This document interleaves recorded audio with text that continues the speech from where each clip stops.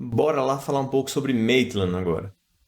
O que é o Maitland? Maitland é um conceito de tratamento e avaliação, mas o forte do Maitland é a avaliação. A avaliação é um pouco demorada, porque ela é minuciosa, mas ela não é difícil de fazer. Ela não é complexa, ela só é demorada um pouco, ela é trabalhosa. E o resultado do Maitland é maravilhoso. Então, assim, quando a pessoa tem algum problema articular, você consegue resolver o problema dela, assim, melhorar em 80% a 100% em questão de 3 minutos, né, tratando. Então é muito interessante a relação para ganho de ADM, para diminuição da dor do paciente. Eu tive ótimos resultados. Uma vez, inclusive, eu tratei uma senhora, ela tinha mais de 60 anos, devia ter uns 65 anos, e quando eu avaliei e tratei o ombro dela, ela começou a chorar. E eu achei que não sabia se eu tinha melhorado ou piorado a situação dela. E aí eu falei, aconteceu alguma coisa, né? Fiquei preocupado. E ela pegou e falou assim, não, você viu o que você fez com o meu ombro? Eu falei, não sei, né? Se você puder me falar. Ela falou assim, meu ombro, eu não conseguia fazer esse movimento que ela fazia a abdução. E ela estava travada, estava bloqueado o movimento dela. Faziam pelo menos 16 anos que eu não fazia esse movimento de dor. E você, com esse pouco tempo, você conseguiu resolver esse problema. Detalhe, eu fiz esse curso, estava na graduação, isso aconteceu antes de eu me formar. Então você imagina a satisfação que eu tive de tratar essa senhora, né? Ela fazia vôlei adaptado lá em Catanduva na época. Fiquei muito feliz. Então, assim, é um conceito maravilhoso, ele é bem simples, vocês vão ver assim, talvez vai ficar um pouco complexo na explicação, ou talvez não, mas na prática ela é muito simples. A única base que você tem que ter é a anatomia palpatória, a anatomia normal, né? Porque eu preciso dela para saber a anatomia palpatória. E uma base bem simples em relacionada à biomecânica e cinesiologia, tá? Então bora lá. Então, o objetivo: conhecer a história da técnica, definir os conceitos básicos em relação à mobilização, manipulação, tipo de movimento acessório fisiológico, da articulação, né, que acontece, discutir conceito e identificar a necessidade da terapia, entender como proceder à avaliação, entender a necessidade da reavaliação constante e treinar a técnica, tá? Então, quem construiu esse conceito foi o Geoffrey Douglas Maitland. Ele faleceu em 2010. Ele é da Austrália. Ele serviu a Royal Australian Air Force, né, que é a Força Aérea da Austrália, e ele serviu na Segunda Guerra Mundial. Quando terminou a guerra, ele começou a pesquisar e trabalhar sobre a fisioterapia, estudou bastante, né, entre 1946 a 49, entendendo o que acontecia, né, porque a pessoa tinha dor. Então ele começou a se debruçar em relação a entender melhor a articulação do indivíduo e entender por que ele estava tendo dor. E aí ele começou a formar um conceito. Então, baseado nos sinais e sintomas apresentados pelo paciente, ele não leva muito em consideração modelo biomecânico patológico, né? Ah, então quer dizer que se tirar uma radiografia tem um problema aqui que eu estou enxergando na radiografia, ou então, dependendo de como você está caminhando, eu percebo que isso está levando a uma lesão. Ele não leva muito isso em consideração. O que ele leva em consideração? A dor e o distúrbio de movimento ou função daquela articulação. Então ele foca sempre no sinal físico presente da articulação para poder entender melhor o paciente e suas dores, né? Então eu entendo o paciente, não a dor dele. Então não é simplesmente, o paciente tem uma dor no joelho. Então eu vou tratar a dor no joelho, né? Então eu vou tratar o paciente que tem uma dor no joelho. Então eu vou ter que verificar o que é que está acontecendo com ele. Porque eu sei que o sintoma é no joelho, mas será que o problema, na disfunção, é no joelho? Será que não pode ser no tornozelo ou no quadril? Então eu começo a pensar nesse sentido. Então foi um grande divisor de águas na minha vida aprender um pouco do conceito Maitland. E é muito legal e muito simples, como eu falei, só que ele é demorado para fazer a avaliação. Porque eu vou ter que pegar articulação por articulação para avaliar, para saber, será que é aqui que está o problema? Tá? Então, vou entender o paciente e suas dores, né? Então a natureza, o comportamento e a irritabilidade daquele problema dele e a reavaliação contínua. Então, eu trato, reavalio, tá? Então, toda vez. Então, o Maitland, ele traz esse efeito neurofisiológico da mobilização passiva na articulação que atua no movimento ativo. Então, ele ajuda. Então, a aplicação da mobilização passiva estimula o sistema endógeno de controle de dor em vários níveis do sistema nervoso. Então, isso acaba causando a hipoalgesia do indivíduo, vai ajudar na excitação do sistema simpático do indivíduo, facilitando então os movimentos, vai trazer mudança na função motora de maneira positiva, porque toda vez que eu tiro a dor, né, eu diminuo a dor, o comportamento neural fica mais claro, fica livre de ruído, fica mais fácil de interpretar as demandas necessárias para a realização do movimento, por exemplo. E reduz a hiperexcitabilidade espinal. Então, os movimentos articulares passivos, eles são categorizados em fisiológico e acessório. O fisiológico é o movimento normal da articulação. Então, quando a gente fala assim, faz flexão, extensão, adução, abdução, isso é um movimento natural, tá? Então, é um movimento que o corpo realiza sozinho. Então, eu ativamente consigo realizar esse movimento na minha articulação. O acessório, eles são movimentos não naturais. São movimentos assim, você precisa do acessório para realizar o fisiológico. Então, a flexão, por exemplo, ocorre o quê? Um rolamento e um deslizamento. Esse rolamento e deslizamento acaba somados, ele acaba sendo a flexão. Então, a flexão, então, por exemplo, tem uma articulação. Então, ela não só faz esse movimento aqui. Então, ela tem que rolar e deslizar para eu continuar no eixo. Porque simplesmente se ela só rolar, ela sai fora do eixo. Ocorre uma luxação articular. Mas só que assim, esses movimentos acessórios puros, né, o corpo não consegue realizar sozinho, de maneira ativa. Então, por exemplo, tração. Tração eu consigo. Eu pego o meu próprio dedo, por exemplo, e realizo uma tração. Mas eu fazer uma tração no meu dedo sozinho, assim, eu consigo me pendurar em algum lugar e fazer uma tração na minha coluna. Mas eu não consigo, por conta própria, realizar esse movimento. Deslizamento. Eu, com ajuda externa, eu consigo. Essa ajuda externa pode ser da minha outra mão. Mas sozinho realizar um deslizamento da articulação não dá. Então, é nesse sentido. Então, fisiológico é o que eu consigo fazer sozinho e o acessório é que eu preciso de ajuda para realizar esse movimento. Então, tração, deslizamento, anterior, posterior, lateral, né? Rotação das falanges, por exemplo. Tudo isso eu preciso de um auxílio.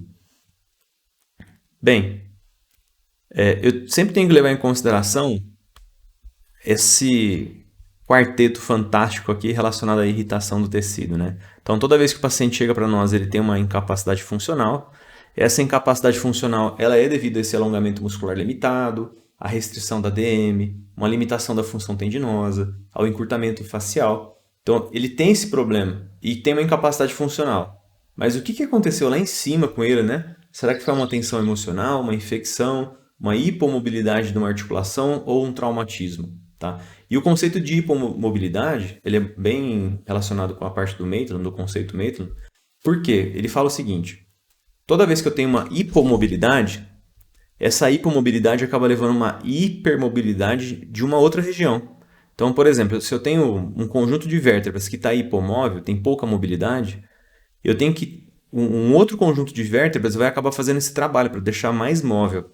E a dor vai surgir aonde? Lá na hipermobilidade. Então, isso é importante entender. O traumatismo, né, o trauma direto, a infecção pode ser uma infecção tecidual, e a tensão emocional é um tema assim, muito complexo, mas é interessante relacionar os problemas que o indivíduo passa internamente, né, em relação à parte emocional dele, relacionados à dor, tá? Então, tudo isso pode causar uma tensão muscular, vai causar um edema, uma inflamação, né?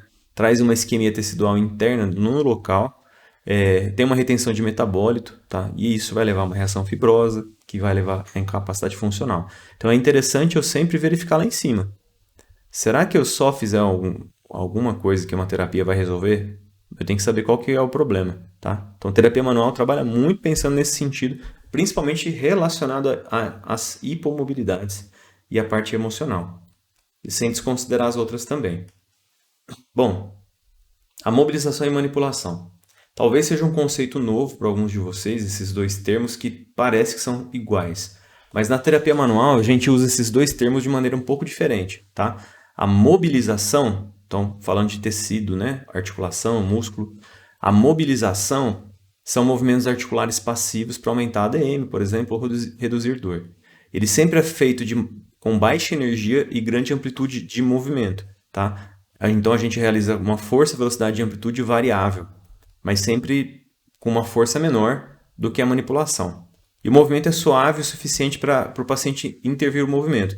Então, se eu começo a fazer uma mobilização, a qualquer momento o paciente pode parar esse movimento, por algum motivo, tá? E a manipulação já não. A manipulação é quando vocês já devem ter visto o pessoal fazer ajuste quiroprático, né? Então, aquele movimento lá, ele é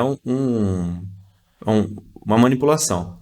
Então, por quê? Ele é de grande energia, baixa amplitude, né? Então a gente faz bem rápido e por isso que a vértebra acaba cavitando. Faz aquele. Então, é nesse sentido. Então, movimento articular passivo para aumentar a ADM também diminui dor, tá? Embora não esteja escrito aqui, mas também colabora com a diminuição da dor. É um movimento forçado e repentino que é além do controle do paciente. É o thrust. Não é o foco aqui da prática, mas só para vocês entenderem que tem essa diferença. Então, toda vez que eu faço ajuste na quiro, eu faço uma manipulação. A mobilização eu utilizo, por exemplo, para poder preparar o tecido. Então, eu mobilizo e depois eu vou lá e faço o ajuste rápido. Mas no Maitland, a gente só utiliza as mobilizações, a gente não realiza a manipulação. Então, aqui, movimento fisiológico acessório. Ó. Então, rolamento, por exemplo, né, com deslizamento. O rolamento e deslizamento é a rotação, tá? Então, para lembrar, movimento fisiológico e do acessório.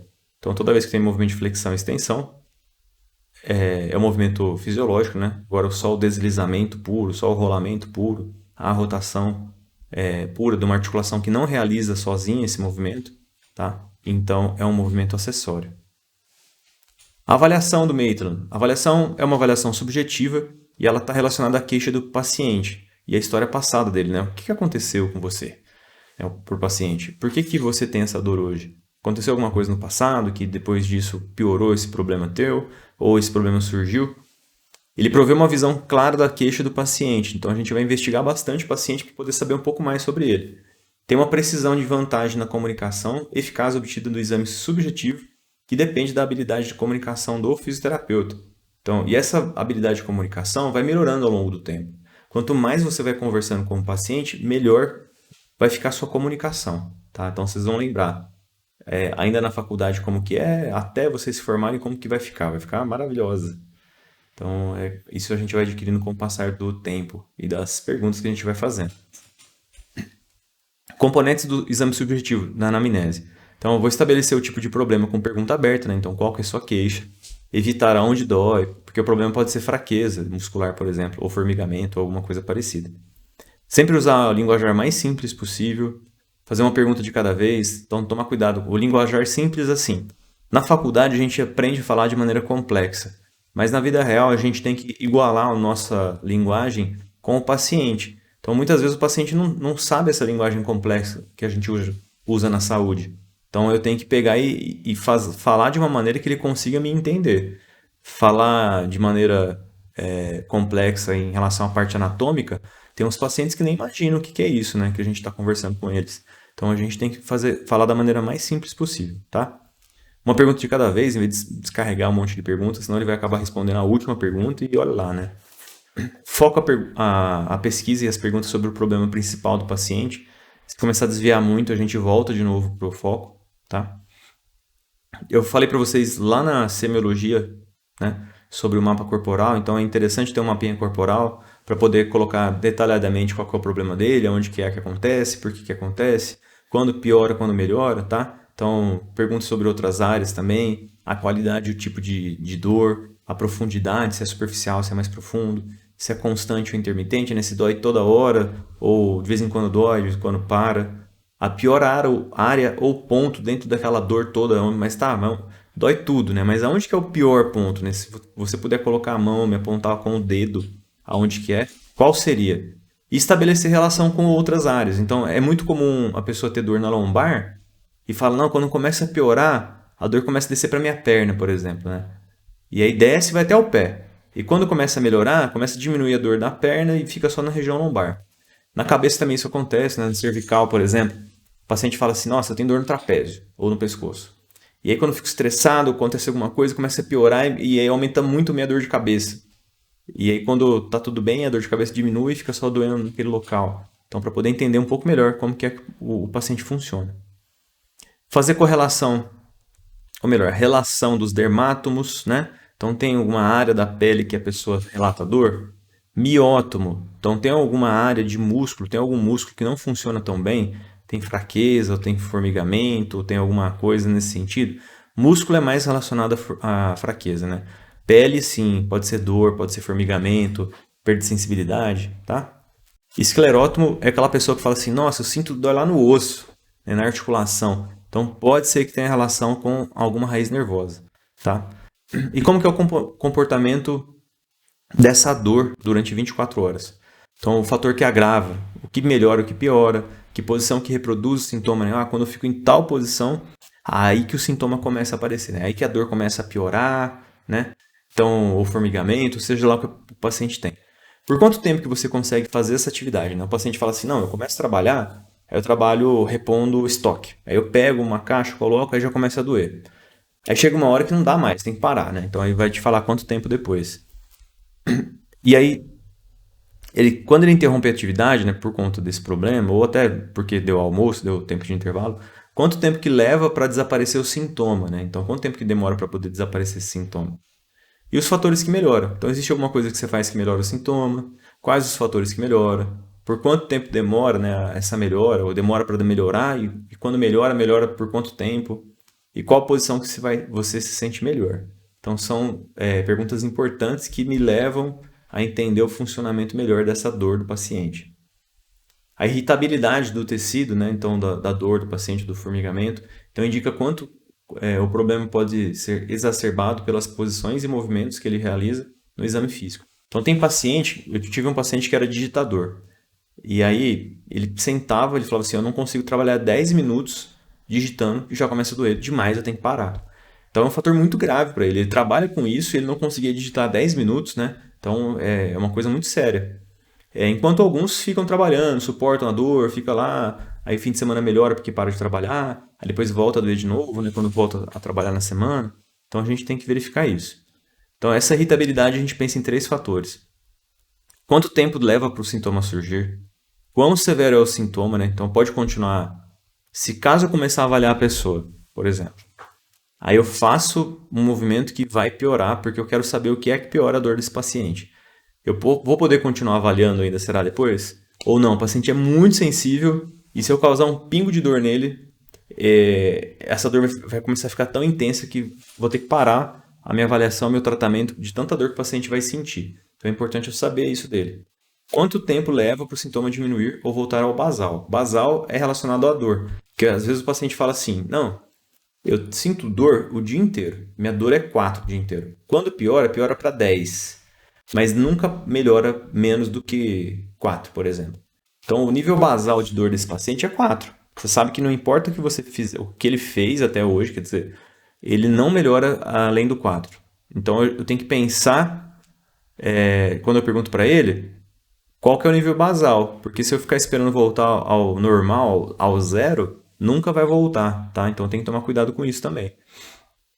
E o problema é irritável, então quando a mínima quantidade de atividade faz com que o sintoma seja severo o suficiente para que o paciente, né, interrompa a atividade e o sintoma demore para diminuir ou desaparecer ao nível basal, tá? O nível basal.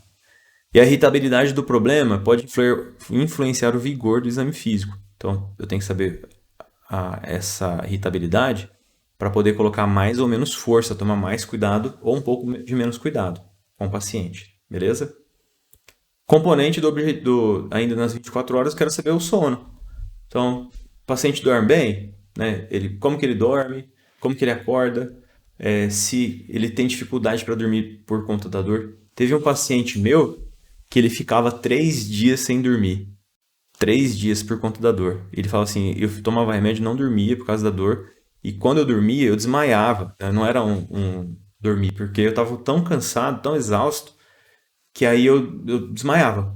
Eu perdia consciência e acordava algumas horas depois, mas não conseguia dormir tanto. Conforme ia me recuperando, aí eu sentia dor de novo e acordava. Tá? Então é bem ruim assim para o paciente, né? Imagina. E tem um detalhe, o sono é reparador, né? O sono, a pessoa tem que dormir bem. Se você entender o quanto que é importante dormir, tem pesquisa com rato, por exemplo, que fizeram, que o rato conseguia ficar 14 dias sem se alimentar. E mesmo o rato alimentado e tomando água, ele ficava 14 dias sem dormir. Ele morria de não dormir, você acredita? Então, assim, o sono é reparador. O sono, ele é muito importante, tá? Na verdade, o ratinho, ele não dormia o sono REM. Tá? Não é nem o sono normal, ele dormia, mas os pesquisadores não deixavam ele atingir o sono REM. e eles morriam depois de 2 semanas, tá? Então, quanto que é importante a gente dormir bem. Se você acordar durante a noite, né, o que você faz para voltar a dormir? Quanto tempo leva para voltar a dormir? Então, tudo isso também tem relação com a qualidade do sono desse indivíduo. E o durante o dia? Então, às vezes o paciente não consegue relacionar o sintoma com alguma atividade. Então, ele consegue relacionar com a hora do dia, né? Ah, lá pelas 8 horas está tudo bem, aí 9 horas começa a piorar, que às vezes é o horário que ele está trabalhando, né? Então, tem que ir perguntando para ele. Então, como que é o sintoma assim que você acorda? Assim que você vai dormir, como que é? Se tem alguma rigidez? Por quanto tempo demora para melhorar? Ou piorar, né? Então, depende de como que vai ficar. Assim que o dia progride, como que fica, né? Vai melhorando, vai piorando? Tem gente que fala, parece que eu acordo ruim, começo a me mexer, aí vai melhorando, né? Então, depende do paciente, tem que saber disso dele. Então, dentro dessa avaliação subjetiva, os componentes dele é a história da condição atual. Então, quando que iniciou o problema, como que iniciou, como que o problema está agora, e a história passada relacionada à condição atual. Então, houve alguma ocorrência anteriormente e que depois dessa ocorrência o problema atual surgiu. Então, tinha paciente que tinha dor cervical, já tive um. Aí fala, do nada apareceu. Aí comecei a perguntar, a investigar, ele falou assim, então, na verdade eu lembrei agora que eu sofri um acidente de moto, eu caí de cabeça no chão, tava de capacete. Depois desse acidente, falou, mas teve 15 anos já que aconteceu isso. Eu tive uma dor muito intensa onde está doendo agora, e essa dor, ela foi diminuindo ao longo dos anos, até que um belo dia ela desapareceu. Mas não é que ela desapareceu, ela continuou lá, mas eu me acostumei. Sabe aquela dor amiga, né? Você tem aquela dor, só que você não fala pra ninguém que tem dor, porque você faz tanto tempo que tem ela, nunca nada resolveu, que aí você admite que não tem dor, mas você tem aquela dor. Né? Então ele lembrou assim, eu tenho ela. Aí, depois de um tempo, numa situação de estresse, essa dor assim, ó, pum, piorou demais. Então, o que causou essa dor nele foi aquele acidente de moto lá atrás, que não foi tratado de maneira correta e que depois de um tempão piorou, tá? Porque você tem que pensar o seguinte, problemas que acontecem do nada, assim mesmo, o paciente não fez nada, nada, nada. É saudável, se alimenta bem, faz exercício, toma conta da postura, faz tudo. E tem um problema, é complicado, porque às vezes pode ser um problema mais orgânico, né? Por exemplo, uma doença mais grave, um tumor, tá? Então, e quando você tem alguma história que aconteceu alguma coisa, uma noite mal dormida, fiquei mal dormindo no sofá, por exemplo, alguma coisa, ou até um acidente, aí fica mais fácil localizar o porquê que a pessoa teve o problema. Perguntas especiais, incluindo a história médica, social e familiar, né? Então serve para selecionar qualquer precaução ou contraindicação. Como que é o estado geral de saúde do paciente, se houve alguma mudança de peso recente, né? Então, se a pessoa está engordando ou está emagrecendo, isso é importante saber. Você deve saber que a cada 1 quilo que a gente ganha, eu aumento o impacto na minha lombar e no meu joelho em 10 quilos, né? Então é importante saber desse tipo de coisa. Já ficou seriamente doente, né, com patologia ou cirurgia? Qual que é o medicamento que você usa atualmente? Tem que ler na bula, porque às vezes o remédio traz efeito colateral, tá? Tem paciente que é muito comum ter tontura, né, não se sentir bem, ou sentir alguma dor de estômago, alguma coisa que é confundida às vezes com outros problemas, e o problema pode ser o medicamento.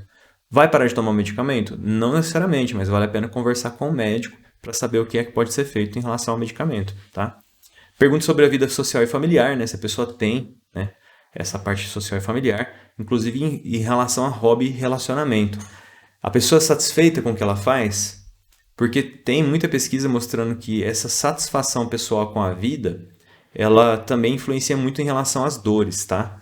Então é uma bandeira amarela, né? Um yellow flag, essas questões psicossociais. E o exame físico. Então, quando eu faço o exame físico, então tudo isso foi conversando com o paciente, vendo ele fazer o movimento, ele me explicando.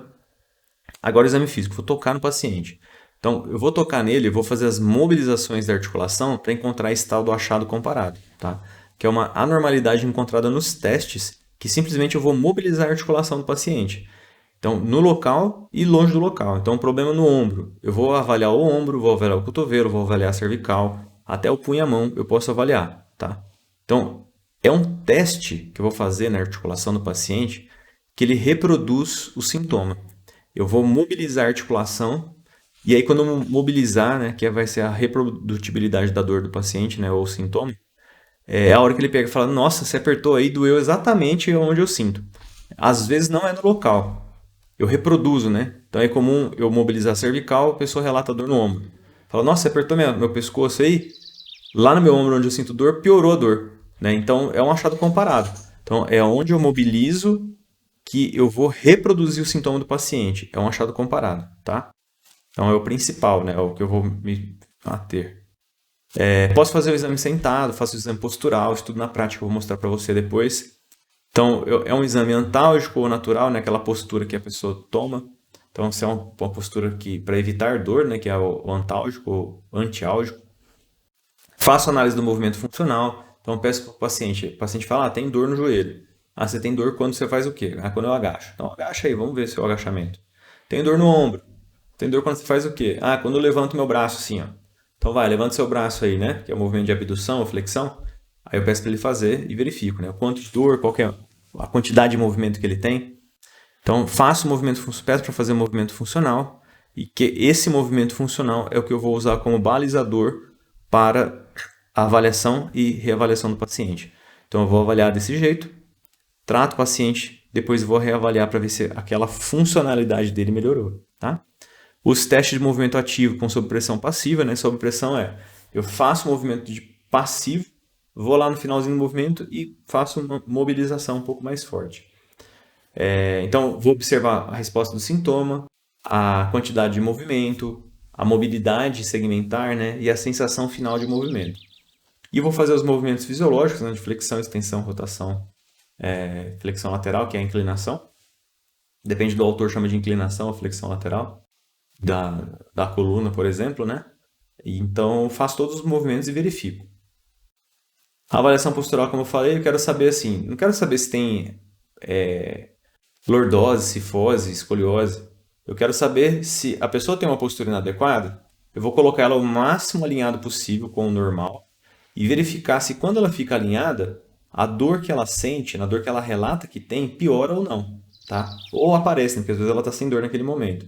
Porque eu vou saber que a postura que ela tem, que pode ser inadequada, ela toma aquela postura para compensar o problema que ela tem, da dor. Então ela faz aquela postura para evitar a dor. E eu vou trabalhar com os graus de movimento, né? Então não é simplesmente mobilizar. Então o grau 1, por exemplo. O grau 1 é uma pequena amplitude de movimento muito próxima à posição inicial. Quase eu não vou mexer. Então vou usar meu dedo de exemplo aqui, ó. Vou pegar, fazer como se fosse uma flexão, né? Mas bem leve. Se for um deslizamento, ó, estou mobilizando minha falange aqui, tá? Então é nesse sentido. E aí o grau 2 é um movimento um pouco maior. O grau 3 é um movimento maior ainda. E o grau 4 é um movimento já no final do movimento, tá? Todos esses movimentos e esses graus eu vou falar com vocês mais à frente, depois. Mas é importante entender que toda vez que eu for avaliar o paciente, eu vou fazer uma mobilização quase zero com ele. E vou incrementando um pouco de força para poder saber, assim, não é a lei do tudo ou nada. Eu mobilizo e vou mobilizando cada vez mais para poder perceber qual que é o movimento que vai causar o problema do paciente, tá? Então aqui mais ou menos, ó, muito próximo à pele, o grau 1. O outro, até sentir uma resistência do tecido, que é esse R1. O outro, entre R1 e R2, o R2 aqui é como se fosse o movimento final. Entre R1 é uma pequena resistência, R2 é a resistência final, não consigo mais mobilizar. E o quarto grau de Maitland já é, além da R1, né, lá para R2, é como se fosse alongar mais a articulação, tá? E daqui para cá, que é o 5, que é o thrust já, né? Então, esse aqui não é o foco de agora, na Kiro eu vou falar mais sobre isso, mas é o grau 1, 2, 3, 4. Você entender tudo isso aqui na hora da prática, para poder mobilizar o indivíduo, vai ser crucial para você trabalhar cada vez melhor com os pacientes, tá? E vai te ajudar muito depois para quem for querer fazer ajustes, né? As manipulações, as cavitações da quiropraxia depois. Tratamento. Basicamente, como eu falei, são 3 minutos, né? Eu trabalho com o movimento que eu faço com o paciente, que eu reproduzo o sintoma dele, tá? É o movimento que eu vou utilizar para tratar. Sempre fora da região dolorosa. Então, se quando eu faço um movimento ele sente dor no grau 3, por exemplo, eu vou mobilizar com o mesmo movimento, só que lá para o grau 1, grau 2, tá? Sem chegar no grau 3, porque se eu chegar no grau 3 vai causar dor. Então eu vou mobilizar por mais ou menos 45 segundos a 1 minuto e vou descansar por 15 segundos. Então, eu trabalho 45 por 15. 45 minutos ou segundos mobilizando por 15 segundos descansando, tá? Então, ao todo são 3 vezes, que ao todo então vai dar 3 minutos. Então, posso fazer na vértebra ou qualquer outra articulação, mas o foco vai ser na cervical que a gente vai ver, tá? Então, eu faço central, unilateral ou posso fazer tração. E a técnica fisiológica é a mesma coisa. Toda vez eu faço, então, velocidade, ritmo e duração. 3 séries de oscilação, tá? Reavalio, e aí se eu precisar faço mais 3 séries. 1 a 3 oscilações por segundo, mais ou menos 45 segundos por série, né? Então descanso de 15.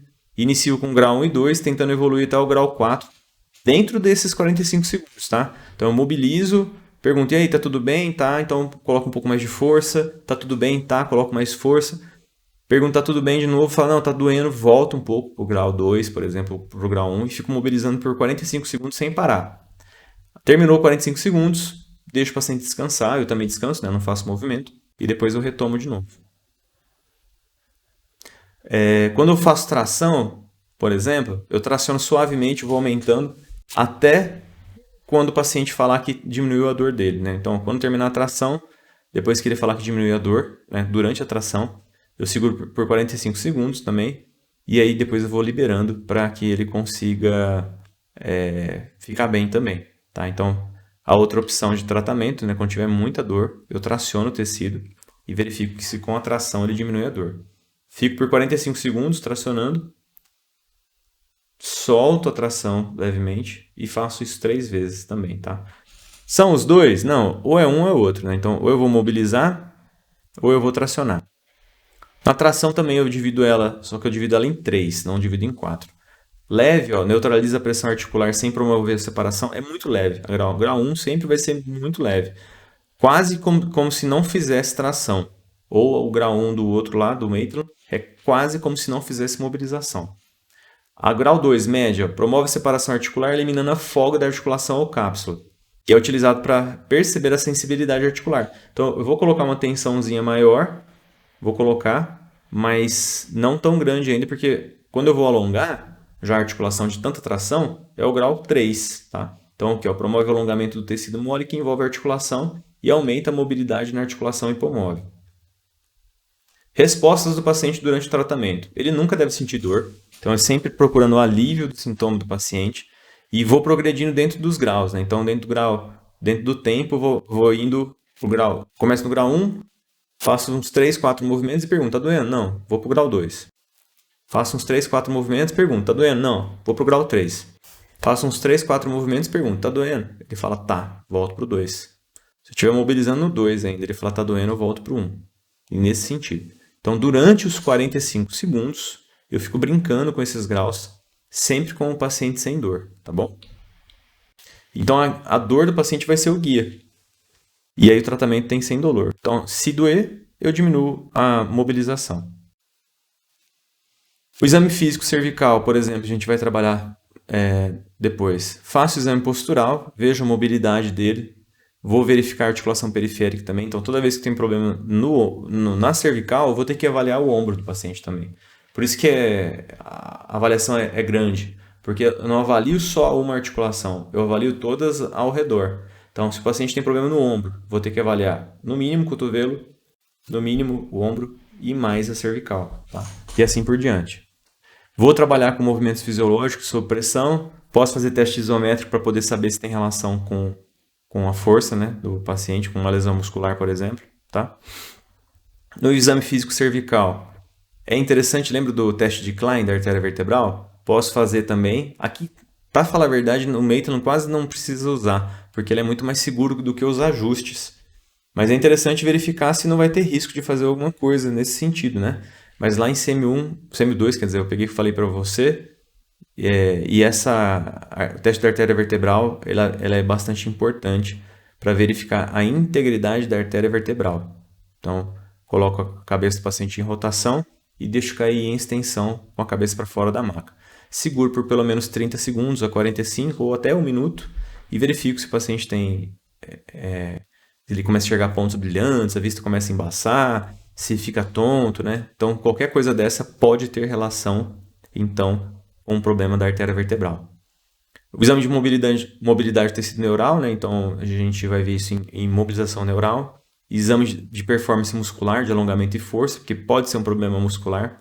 E o escaneamento completo da articulação periférica, né? Então, estou vendo aqui cervical e depois eu tenho que ver ombro.